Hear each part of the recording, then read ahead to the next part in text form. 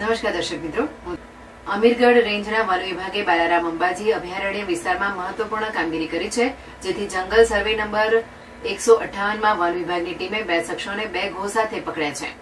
આરોપીની ઓળખ સુરજકુમાર લખનભાઈ સોલંકી અને રવિભાઈ અર્જુનભાઈ પડિયાર તરીકે થઈ છે.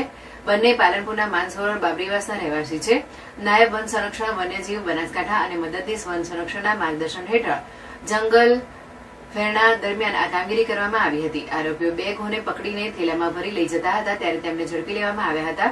આ ગુના બદલ વન્ય પ્રાણી સંરક્ષણ ધારા 1972ની કલમ 2, 9, 50, 51 અને 52 મુજબ કાર્યવાહી કરવામાં આવી છે. આ કામગીરીમાં મદદનીશ વન સંરક્ષણ Mehulbhai Prajapati, range forest officer Mahendrasinh Vaghela, વનપાલ જાવેદ ખાન ધાસુરા, વન સંરક્ષણો દિનેશભાઈ ચૌધરી, પંકજકુમાર છત્રાલિયા, કમલેશભાઈ પુરોહિત સહિતના અધિકારીઓ અને કર્મચારીઓએ ભાગ લીધો હતો.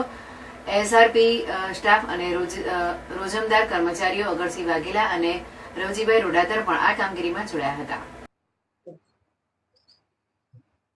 ગત તારીખ 18/6/2025ના રોજ અમીરગઢ રેન્જ બનાસકાંઠા વન્યજીવ વિભાગની, જેમાં જેથી જંગલ સર્વે નંબર 158 પૈકી અભયારણ્ય વિસ્તારમાં કેટલાક ઇસમો દ્વારા શિડ્યુલ 1 ભાગ 3ના વન્ય પ્રાણી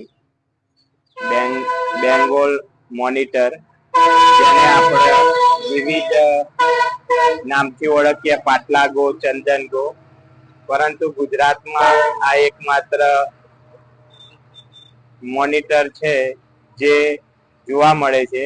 તેને પકડીને લઈ જતા સમયે અત્રેની રેન્જના વનરક્ષક ડીસી ચૌધરી તેમજ રોજમદાર અગરસિંહ તેમજ વનપાલ જાવેદ ગાસુરા દ્વારા તેઓને તેમના ફેરણા દરમિયાન પકડી અને તેમના પાસે રહેલ કોથળો જે પ્લાસ્ટિકનો હતો એ તપાસ કરતા અંદરથી ગોજીવ નંગ 2 જીવંત હાલતમાં મળી આવતા તેમને રેન્જ કચેરીએ લાવેલ.